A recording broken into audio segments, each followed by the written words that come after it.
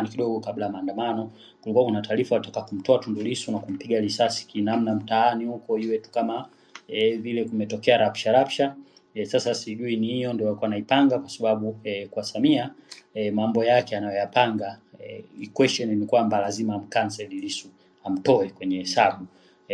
Watanzania wenzangu, nimekuwa nikifuatilia kwa makini na ukaribu sana mambo yanayoendelea hapa nchini kwetu. Hebu tusikilize kwa pamoja. Kageuka ikawa tofauti, lakini pia tunahakikisha kwamba tarehe 25, yani Disemba 25 ni siku ya kuwakumbuka ndugu zetu, na kwa kweli mambo ni mengi.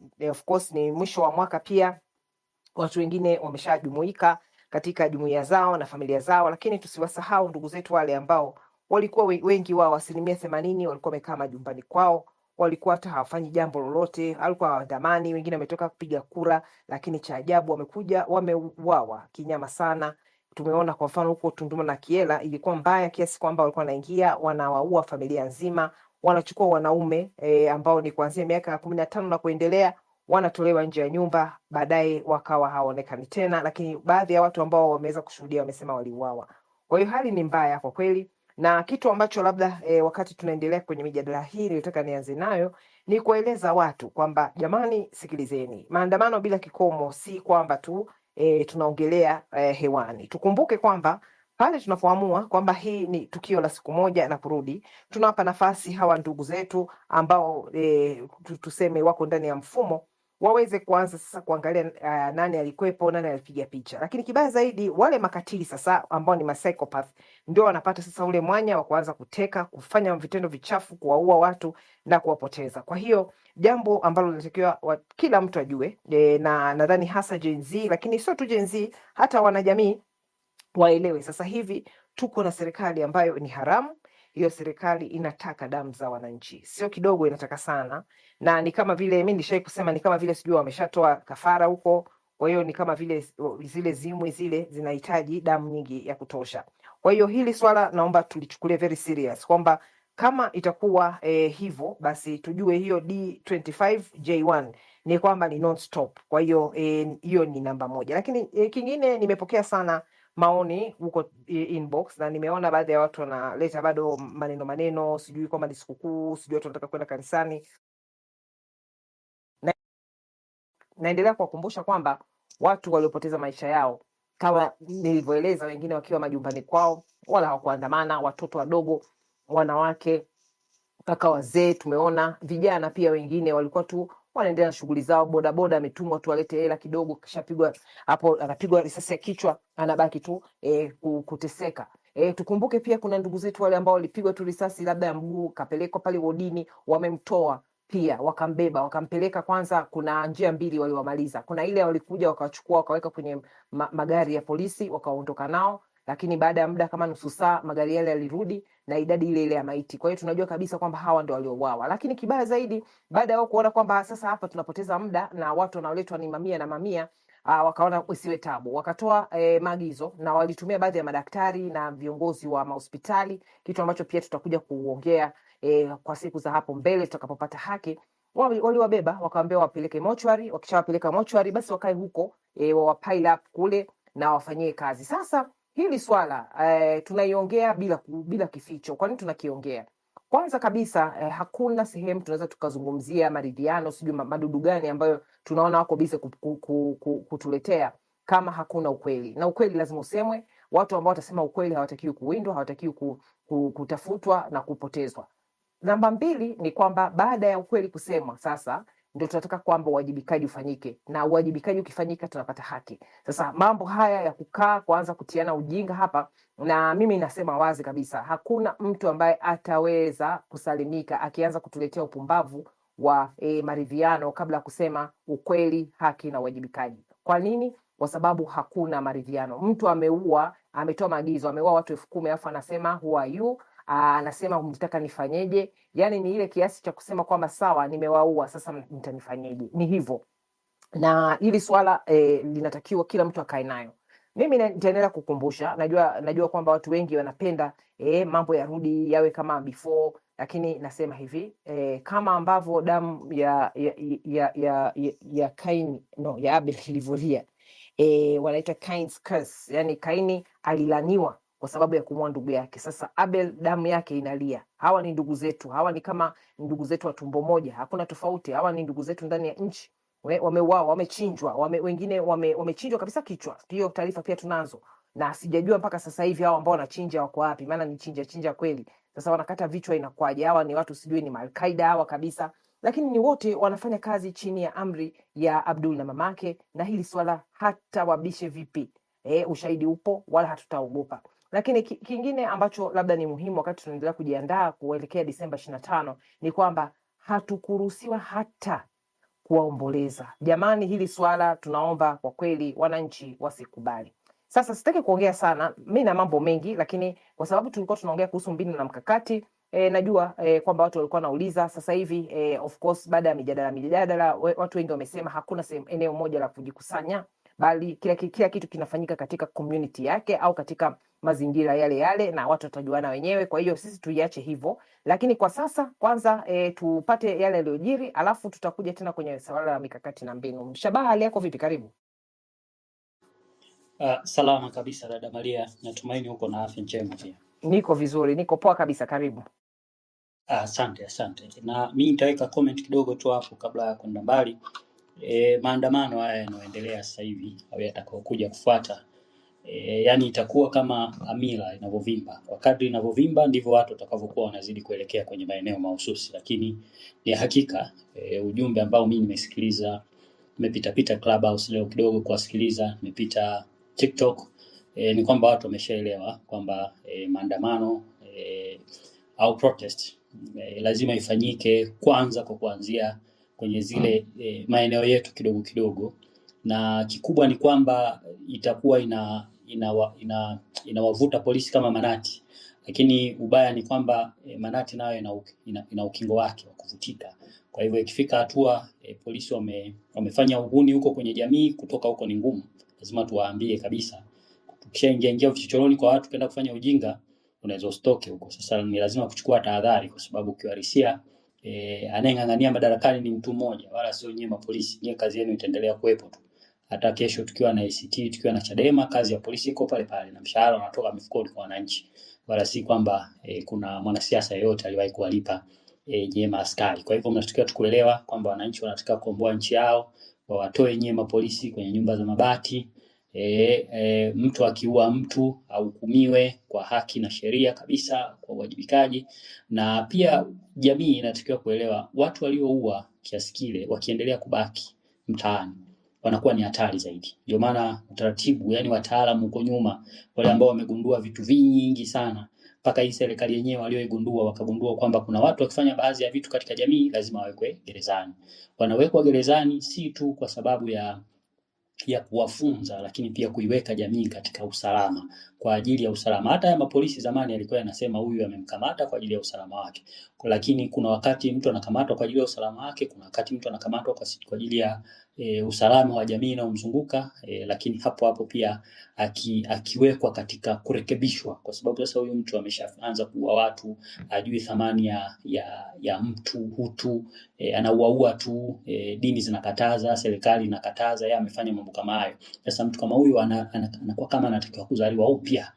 Anawekwa kwenye mifumo ambayo kazi ya hiyo mifumo ni kumrekebisha. Ndio maana tuna hayo magereza. Kuna nchi zingine hata sisi bado tuna sheria za kunyonga, kitu ambacho labda hiyo inaweza ikaingia kwenye mjadala mrefu zaidi, lakini kuna wengine wanakufutilia mbali kabisa kwamba sasa wewe kwa sababu umefika hizi tabia basi wanakunyonga, wanakuondosha kwa sababu ya kulinda jamii. Tukumbuke katika haya matukio kilichotokea ni kwamba kuna idadi kubwa sana ya vijana wa kiume waliouawa, na masuala haya kwenye idadi ya watu au population yana madhara yake pia.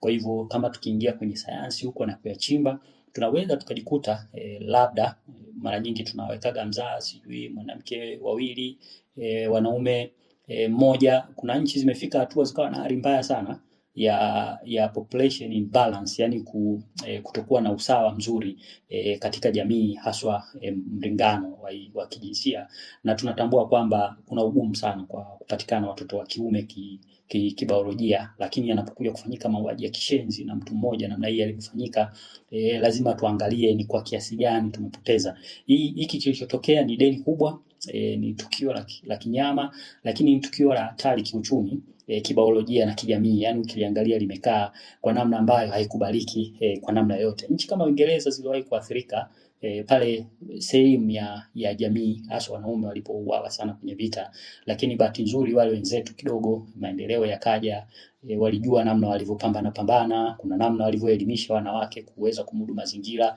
lakini tamaduni zetu ni tofauti na za kwao. Sasa sijua sisi tunawezaje kupambana na hiyo hali, lakini kikubwa ni na kazia tu kwamba tuelewe maandamano siku hiyo tena tutakuwa tumeshiba, kama ni pilau tutalipika mapema na tutakuwa mtaani kama kawaida, na mpango ni mzuri kwamba kila mtu katika maeneo yake atapambana kwa kadri anavyoona kwamba ni wapi pa kuanzia, lakini kwa kadri hali inavyotanuka basi mdogo mdogo. Polisi watakisalenda, wakiamua kuachana na mazurumati, kama kwa upande wetu basi tutakula nao pilau tukiandamana pamoja. Mambo kadhaa ambayo yameweza kutokea ambayo nimeweza kuyapata pia kwa uchache tu. Kwanza taanza na habari ya huyu Mwigulu Nchemba, kwa sababu huyu ni mtu ambaye amekalia kiti ambacho kinatakiwa kukaliwa na mtu mwenye utimamu kidogo, na alitakiwa kukalia mtu sahihi, si mtu ambaye ametokana na uchaguzi ambao ni batili. Kuna kauli ya Kikwete akimwambia Mwigulu kanyaga twende, kauli yenye utata sana, na ni kauli ya mwanasiasa ambaye ni mstaafu. Huyu ni mstaafu ambaye tunamhudumia kwa magari, tunamhudumia kwa nyumba, tunamhudumia kwa ulinzi, ofisi, tiketi, tunamtibu tezi dume na mambo mengine yote anayohangaika nayo bila kujali kwamba ameyapataje. Lakini kwa namna alivyozungumza kwa sababu kikawaida wastaafu wengi mataifa mengine unawaona wanakuwa kama wazee wa kijamii, anakuwa wa jamii, na ndio maana jamii inamhudumia kwa pamoja. Lakini Kikwete kutokana na manufaa yake alionayo katika hii serikali amegeuka kama mzee mjinga na amezungumza masuala ambayo anasema kanyaga twende. Lakini ukiangalia Mwigulu mambo ambayo aliyoambiwa kanyaga twende na sijui anamkanyaga nani hapo, kwa sababu kuna mambo mengi, kwa sababu Mwigulu ana historia ya watu kuwaweka kwenye viroba, kuna maiti tulizokota na nyakati hizo mambo yalikuwa mabaya sana. Sasa hawa wanasiasa wanapozungumza, hasa wanasiasa wa muda mrefu kama Kikwete anapomwambia kanyaga twende, tusichukulie tu juu kwamba ile ni kanyaga. Hapana, kuna kitu, kuna maagizo yawezekana tayari Mwigulu ameshaanza kutia watu kwenye viroba na Kikwete anajua matokeo yake, ndio anaanza kupeana haya maagizo. Kwa hiyo kuna hayo maagizo, kwa hiyo tuwe na tahadhari na mikutano ya Mwigulu, kwa sababu tayari kuna maagizo ya JK ya kanyaga twende ambayo haieleweki hata kidogo. Lakini cha pili, Mwigulu amesema kwamba baada ya nyie kuuana wao walikwenda Dodoma na kusherekea kwa kula nyama. Sasa kuna kitu hapa ambacho lazima tukiangalie kwa undani sana. Kwanza mauaji yale yalivyotokea ni polisi walikuwa na silaha wakaua wananchi, na yeye anachokizungumza ni kwamba wale polisi waliowaua sisi tuenda kusherekea, tulikwenda kula nyama Dodoma. Kwa sababu wakati mwingine haya mambo unapoyatazama si kwamba Mwigulu hajui. Mwigulu anajua sana nani alimuua nani, na sisi wote tunajua nani alimuua nani, lakini anapokuja kutuambia kwamba mliuana ni kujaribu tu kama kupoteza ile ukali wa kauli, si kwamba kupoteza ukweli. Ukweli unajulikana, wote tunajua polisi walikuwa wanaua watu. Kwa hivyo anaposema mlivyouana na sisi tukaenda kula nyama, ina maana kumbe wakati mauaji yanatokea wabunge walisherekea haya mambo Dodoma pale, walikula nyama. Hiyo ndio message ambayo imetoka, ni kodi ambayo imefunguliwa na Mwigulu akielezea namna walivyolichukulia tukio la Oktoba 29. Lakini kuna message ya pili kwenye huo ujumbe, ukiutafsiri vizuri. Sababu nimejaribu kuzungumza na wazee kidogo, kuna watu ambao tunajadili hawa wazee wa Kiswahili wananielezea kidogo, inasema kwamba tutawaua tena na tutakuwa tunakula nyama, kwa sababu ndicho anachokisema. Kwa maana nyingine Mwigulu ametoa tishio la kuua tena wananchi, kwa sababu kilichotokea yeye alikuwa akizungumzia kama haelewi kwamba sisi wananchi tunauana. Wananchi tunauana, nani amekamatwa? Kwa sababu mpaka sasa hivi hata kukwepa kwake anapotumia maneno kikawaida, kunapotokea tukio baya katika jamii polisi hukamata wahalifu, na inapotokea kwa mfano siku hiyo ya tukio kuna watu waliuawa Kitunda, mimi nawajua watu paka kwa majina waliuawa, walikuwa wakifanya shopping, wakinunua vitu vya jioni, wakapigwa risasi pale, na lilipita gari la kwanza la jeshi, baadaye likaja kupita gari la polisi likafanya ile tukio, na walio pembeni waliona ile tukio. Na kwa mji mzima wa Dar es Salaam kuna magari yanatembea na kuua watu. Sasa kama kulikuwa kuna mauaji ya raia waandamanaji wanafanya hivyo, kwa nini hakuna hata tukio moja la polisi waliofanya lockdown? kushambulia wale wananchi kwa risasi hata moja tu, na wakampata hata moja tu, au hata gari yao moja tu.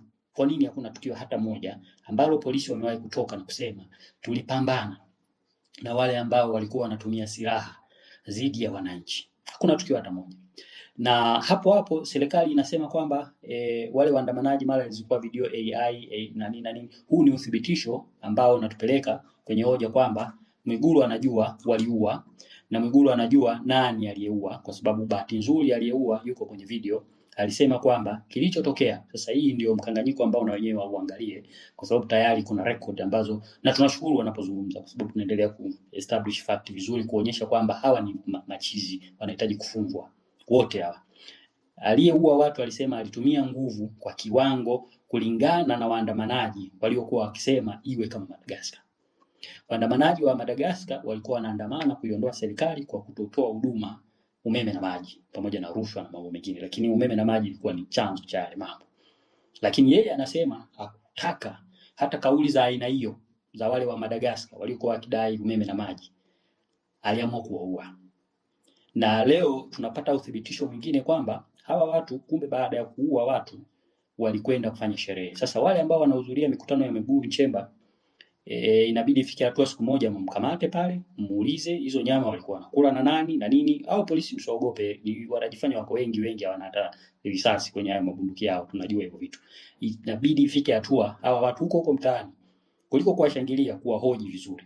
Unless kama hiyo mikutano huwa wanakusanya wana CCM wenzao, lakini haiwezekani ukiwa Mtanzania unasali msikitini vizuri, ni Mkristo mzuri, unamsikiliza mtu anayekwambia kwamba niliua watu, nikaenda nikala nyama, nikachoma nyama na wabunge. Hii kitu lazima tujitafakari vizuri, kwa sababu kumbukeni, nyie mna familia zenu.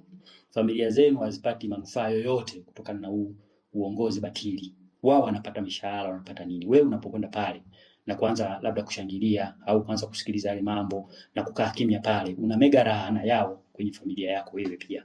Damu walizomwaga ni nyingi sana. Kwa hivyo tuchukue tahadhari, tuelewe, kwa sababu haya mambo mengine wengine wanafanya kafara, zinaweza zikawa unashangaa mambo yako haendi kwa sababu ya kuwa unashuhudia vitu vya aina hii na mnavinyamazia. Kama huwezi kupambana na hizo kauli, usiende kwenye hiyo mikutano yao. Hii nitaka nifafanue kwa kina, kwa sababu ikifika hatua mtu anakuambia nilifanya sherehe ya mauaji na wewe ukawepo pale, unakuwa umeshiriki hizo ibada zake za kishetani.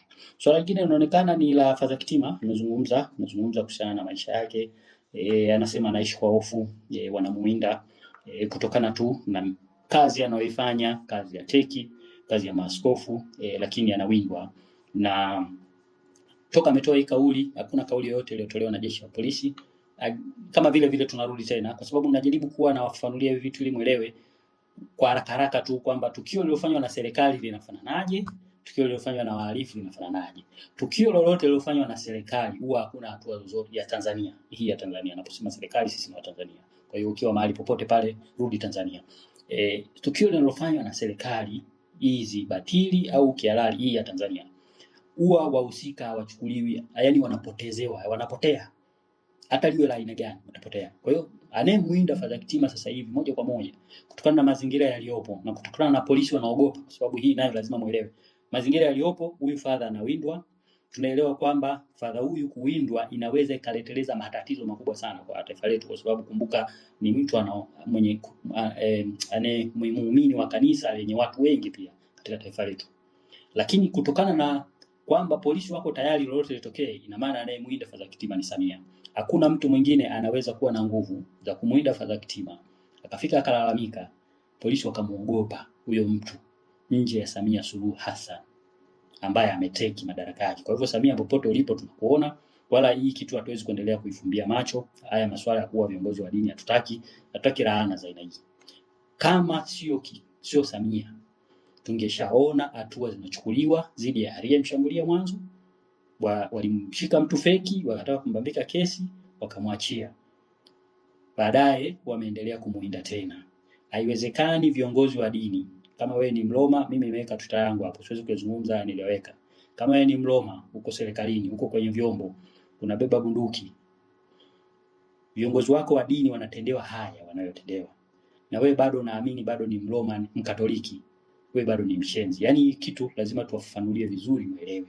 Huwezi ukawa unabeba bunduki kulinda washenzi au ukawa kwenye mamlaka huko unatumika kwa utumishi wa aina yoyote na hawa wapumbavu ambao wanawinda viongozi wako wa dini, ambao wewe baadaye unatoka hapo, sijui umefanya dhambi gani, unakwenda kuungama kwa huyo kiongozi ambaye anatakiwa awe chawa. Yani kuna umuhimu gani wa wewe kwenda tena kufanya kitubio kanisani kwa hawa maaskofu na maparoko ambao wanawindwa wakiishi maisha magumu, ambao wanakubali kuwa safi ili toba zako wewe ziwe kamili, kwa sababu ili mambo yako yapokelewe lazima uende kwa mtu ambaye ni sahihi. Sasa mtakuwa mnatubu wapi? Si bora labda utafute tu wasanii wote kama Diamond na nini, mwanze kuabudu miti, kwa sababu kama msipotaka kuwalinda viongozi wa dini ili wasije wakaenenda vibaya, na ili dhambi zenu mnapoenda kutubu ziwe sahihi au ziwe zimesamehewa, then mtakuwa na tatizo kubwa sana, kwa sababu kilichopo ni kwamba kama unaishi kiimani kweli, unafuata imani unaoishi, ina maana ukiuawa utakuwa umetimiliza safari yako bado, kwa sababu hatujaambiwa kwamba ahadi ya kuishi ni hapa duniani. Hapa tunapita tu. Sasa kwa nini imefika hatua kuna hofu ya aina hiyo? Haya ni mambo muhimu. Kuna mawaziri wa bandia ambao wako kwenye hilo baraza, mpo huko, mnajua, mmuulize Samia kwa nini anawawinda viongozi wenu wa dini, ana nini? Nyie mtaabudu wapi? So hiyo ni kitu kingine naona nifafanue vizuri, kwa sababu huyu hawakilishi familia yake. Father Kitima hawakilishi familia yake. Kwanza ilitakiwa mpaka sasa hivi Waroma wote mmeitisha maandamano rasmi kutaka kujua nani anataka kuwaua mafadha. Mmekuwa mkimwagiwa maji matakatifu kwenye makanisa, mmekaa kimya. Mmekuwa makanisa yakivamiwa, mmekaa kimya. Inabidi ifike hatua kuchukua hatua. Haiwezekani maparoko na maaskofu wakayalinda hayo makanisa yenu peke yao bila nguvu yenu ya umma kufanya kazi. Lazima ifike mwisho kuzuia kafara, kwa sababu ukiruhusu haya mambo, narudia sana na namaanisha, mtu anayefanya kafara kuingilia masuala yenu ya imani, na wewe unakuwa umeshiriki kwenye hizo kafara zake. Swala la maridhiano limeingia kwenye mjadala mpana sana. Labda hii nisema na yenyewe tuifunue, kwa sababu naona kama Chadema inaitishwa kwenye haya maridhiano. Kikubwa labda watu wengi wasioelewa maana ya maridhiano. Maridhiano ni mchakato ambao una mambo mengi, lakini kuna mambo tayafanua mawili tu muhimu, ambayo ni uwajibikaji, lakini na kuzuia tukio lisitokee tena. Hayo ndio maridhiano. Yani kwamba mnaingia mezani, mnachakata ukweli, mnakubaliana nini kilitokea, mnatoka pale na maazimio ambayo yatapelekea kwamba kile kilichotokea kama yakitotokea, na wale waliofanya lile tukio wanawajibika moja kwa moja. Ndivyo maridhiano yanayokuwa. Lakini kama kukiwa ni masuala ambayo labda yahusiani labda na uhalifu uliotokea au nini, labda ni hasara za fedha na nini, kama ni makampuni kunakuwa kuna kulipana na kadhalika, ndio wajibikaji wenyewe unaofanyika. Sasa tunakwenda vipi kwenye maridhiano wakati kuna kesi zaidi ya 16 nchini zikiwahusu watu ikidaiwa kwamba walifanya fujo? Hapo kuna mtu anadai kwamba anataka kuzungumza na wananchi wote. Kuna vyama vimefungiwa kimagumashi, havifanyi kazi.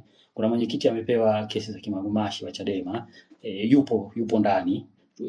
Kuna watu ambao waliua na ambao wameua na wako serikalini, alafu tunaruka hizi hatua zote, tunaridhiana vipi?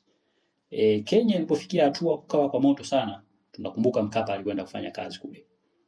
Na uzuri tuna evidence nzuri sana kwamba Tanzania namna maridhiano tumewahi kushiriki. Hata huyu Kikwete huyu ambaye anajifanya elewi vitu alikuwa rais, lakini hakwenda kuyapatanisha yale mambo. Waliitwa wazee wakaenda pale, Kufiana, Basanjo, Mkapa, wakawapatanisha wale watu. Kuna tofauti gani ambayo Tanzania inataka kutokea kwamba mmoja wa watuhumiwa ni lazima, yani kwamba ni lazima huyu Samia ndio afanye haya mambo? Kwa hivyo kuna umuhimu sana heshima ya watu waliopotezewa haki zao, heshima ya watu waliokufa na haki zao zilindwe kwa kuwa na maridhiano ambayo yako sawa. Hakuna mtu ambaye anakataa maridhiano, lakini maridhiano hayo ndio hayo yanakwenda kuiponya nchi na kuwajibisha kila mtu. Sasa ikishakuwa mazingira kwamba mmoja wa upande ambao umehusika na unatuhumiwa au umehusika, kwa sababu hata ukiwa unatuhumiwa tu kama hakuna tatizo lolote, then hakuna shida, unaweza kumkabidhi tu mtu yote akaongoza ile kamati fair tukafika mwisho. Kwa hivyo hili ndio nalizungumze, kwa sababu pia na lenyewe limeanza kuzungumza au Chadema wakamshikia mkono nini. Chadema wao hawahusiki na chochote, kwanza hawako operation. Ndio hiyo amri ya mahakama ilivyo. Sasa wanakwenda kumshika Samia mkono kuhusiana na nini? Kwamba wao ndio waliandamana. Kwa sababu ni kama vile wanataka kuwaseti Chadema waonekane wao ndio wanaongoza haya maandamano. Maandamano ni ya wananchi, na wanachadema na wenyewe ni wananchi kama walikuwemo humo, lakini hawakuwa kama chama. Kwa hivyo wasitaki kuwaseti Chadema kwenye hii swala.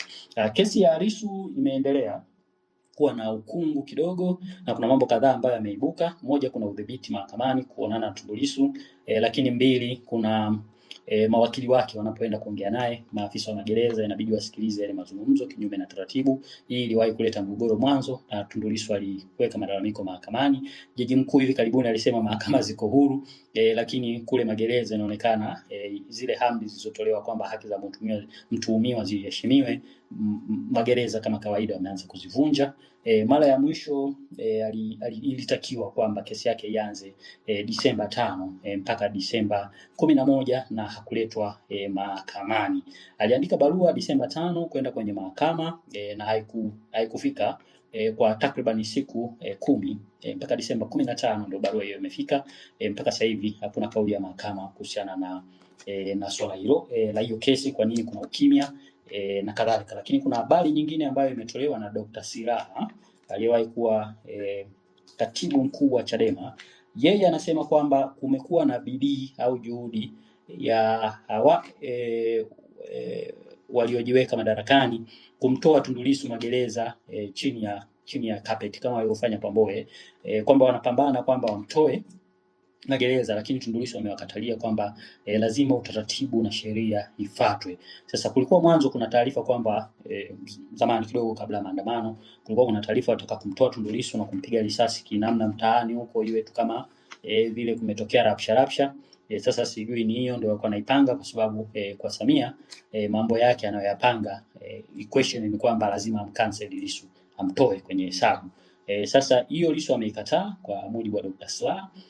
Na anataka kama ni utaratibu wa kumaliza kesi yake, basi kesi yake hiyo ikamalizwe kwenye mahakama, kitu ambacho ni cha busara, kwa sababu haiwezekani umemkamata mtu umempeleka mahakamani, umemsumbua karibu nusu mwaka mzima, alafu baadaye utake zaidi ya nusu mwaka utake kumwachia kinyemela bila wananchi kujua, bila utaratibu kueleweka. Hilo ni swala ambalo amefanya hekima. Kama wao wanataka kumwachia na kama wao kweli wana nia ya kuwajibika kwa namna ambayo iliyo sahihi, lazima kila kitu kifanyike katika utaratibu ambao unaonekana kuwa sahihi pia. Lakini KQ wameonekana kupata soko la apple na maembe huko Uingereza, na ndege zao zinaonekana kupakia mzigo kwenda Uingereza, na hii ni moja ya mijadala ambayo Tanzania wameifanya kwamba pamoja na kwamba sisi tuna nafasi nzuri ya kwenye maeneo ya kilimo na pia ununuzi wa hayo mandege ambao umefanyika, japo hayaruhusiwi sasa hivi kuingia kwenye nchi za Ulaya, lakini bado kuna ubutu wa namna wizara na serikali zinavyofanya kuhusiana na masuala ya kilimo, badala ya kuhangaika kutafuta masoko, kutunga sera nzuri, kuhakikisha mazao, kwa sababu kila nchi ina grade ya kile inachokitaka.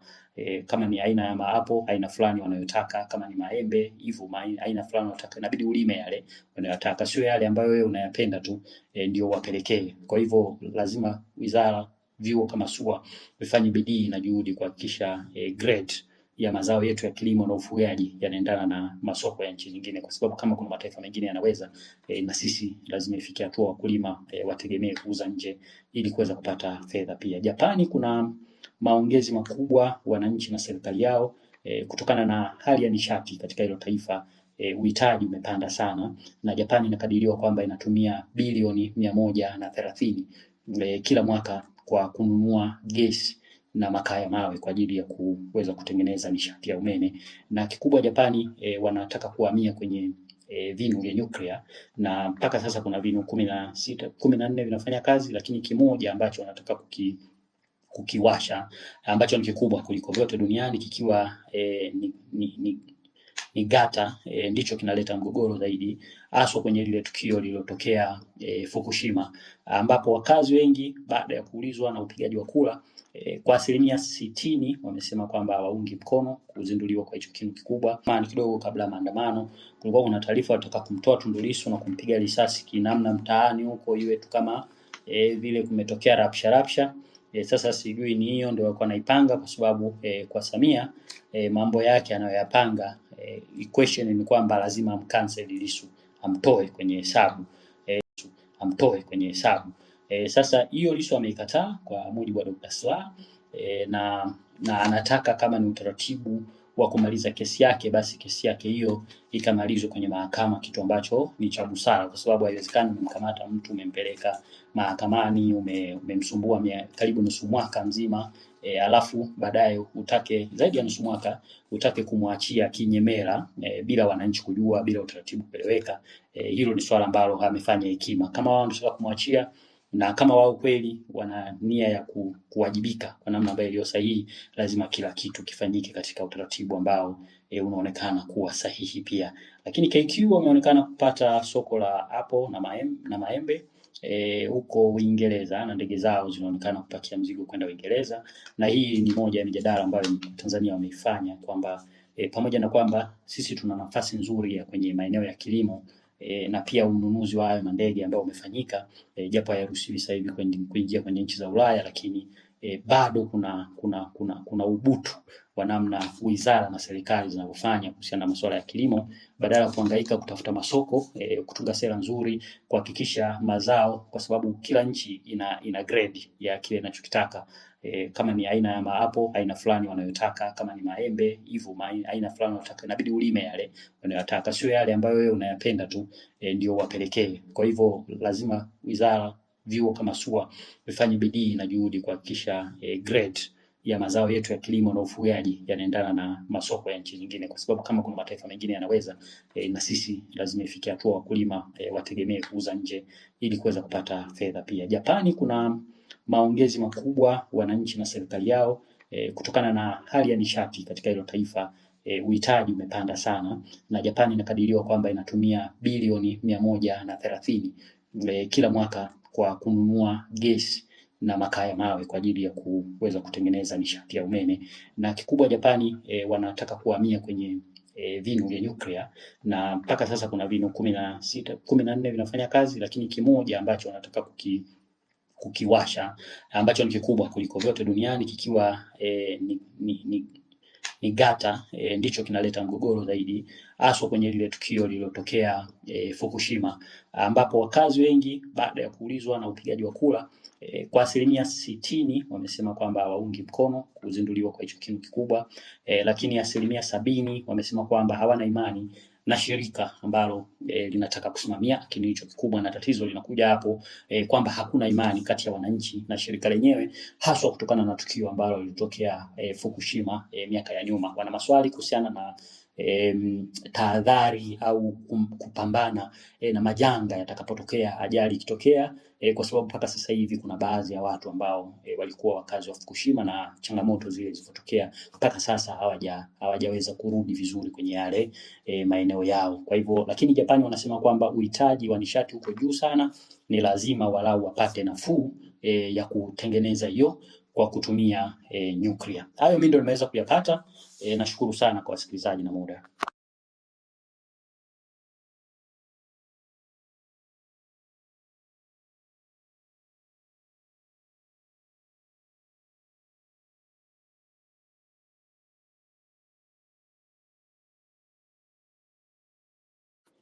Dada Maria, sijui unatusikia?